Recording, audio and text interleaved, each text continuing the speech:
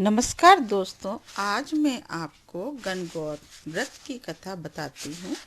किस प्रकार से है और इनकी पूजा कैसे की जाती है।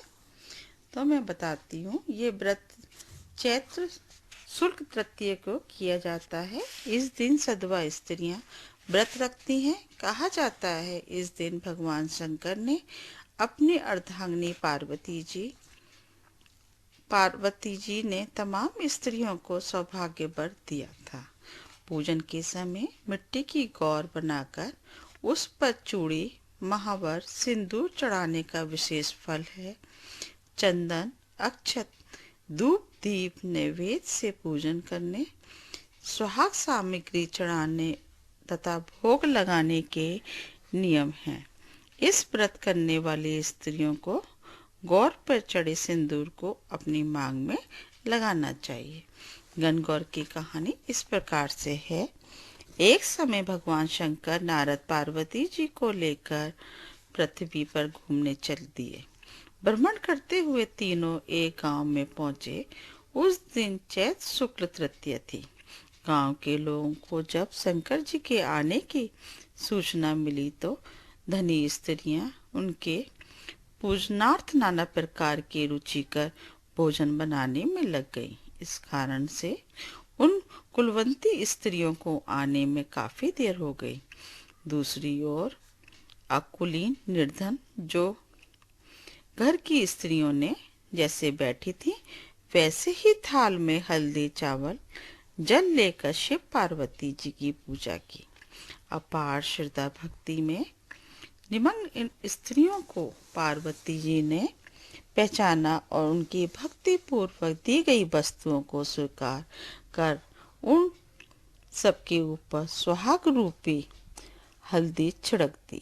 इस प्रकार मातेश्वरी गौरी ने आशीर्वाद तथा मंगल कामनाएं प्रदान कर वे स्त्रियां अपने अपने घर चली गईं। तत्पश्चात कुलवंती स्त्रियां 16 श्रृंगार, 56 प्रकार के व्यंजन सोने की थाल में सजा कर आई।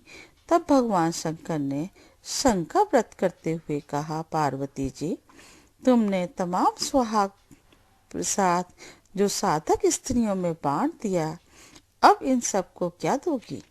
पार्वती जी ने कहा, आप उनकी बात छोड़ दें। उन्हें ऊपर पदार्थों से निर्मित रस दिया है, इसीलिए उनका स्वाग धोती से रहेगा। परंतु इन स्त्रियों को मैं अपनी उंगली चीर कर उक्त सुहाग रस दूंगी, जो मैंने समान ही सौभाग्यशाली बन जाएंगी।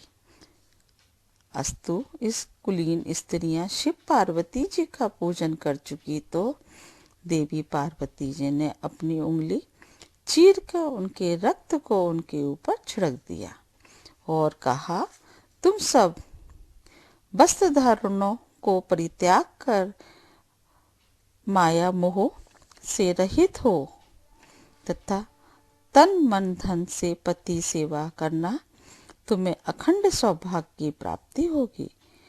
भवानी के ये आशीर्वचन सुनकर प्रणाम करके कुलीन स्त्रियां भी अपने अपने घर आईं और पति परायण बन गई। छिड़का खून उनके ऊपर जैसा पड़ा था उसने वैसा ही सौभाग्य प्राप्त किया।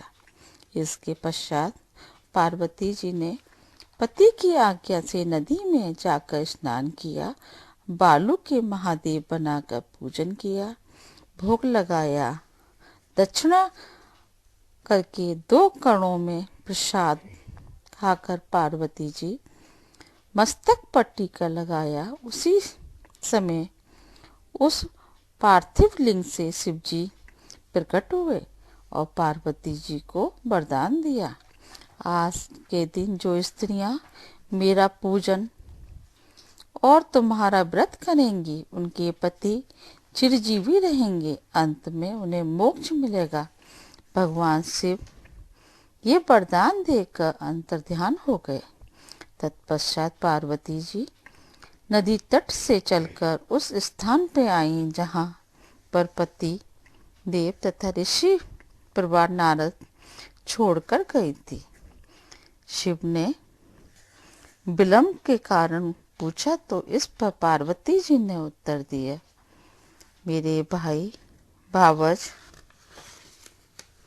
नदी के किनारे मिले थे। उन्होंने मुझसे दूध भात खाने और रहने का आग्रह किया। इसी कारण मुझे आने में देर लग गई। ऐसा सुनकर अंतर्यामी भगवान शिव स्वयं दूध भात खाने के लिए चल दिए। पार्वती जी ने जब समझा कि ढोल की पोल खुल जाएगी तो आधिर होकर पति से प्रार्थना करती हुई शंकर जी के पीछे पीछे चली।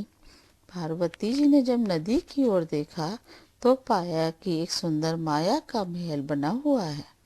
उसमें शिव जी के साले सलहेज विद्यमान थे। ये लोग जब वहां पहुंचे तो उन लोगों ने अगवानी और स्वागत सत्कार किया। 2 दिन तक तीनों ने उनका आतिथ्य ग्रहण किया। तीसरे दिन सुबह पार्वती जी द्वारा किए गए हुए चलने के आग्रह को ठुकरा दिया, जिससे देवी काफी कुपित हुई, अकेली ही चली पड़ी। मजबूर होकर महादेव को उनका अनुसरण करना पड़ा। नारद भी साथ में थे। तीनों व्यक्ति चलते चलते काफी दूर चले गए।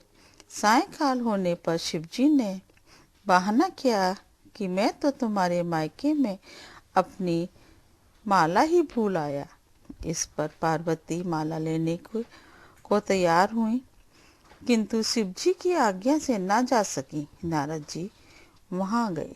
जाकर देखते हैं वहां ना कहीं महल नमो निशान है और ना ही माला, वरण घोर अंधकार में नृशंस सिंघक पशु विचरण कर रहे हैं।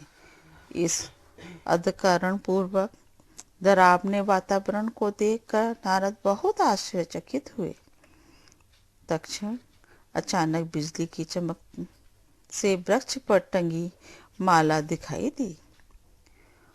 उसे लेकर महामुनि भयतुर अवस्था में शीघ्र ही शिव जी के पास आए और अपनी विपत्ति का अधोपन्न वर्णन कर सुनाया। इस प्रसंग को सुनकर हंसते हुए शिव ने नारद से उनका आदिमूल कारण बताया।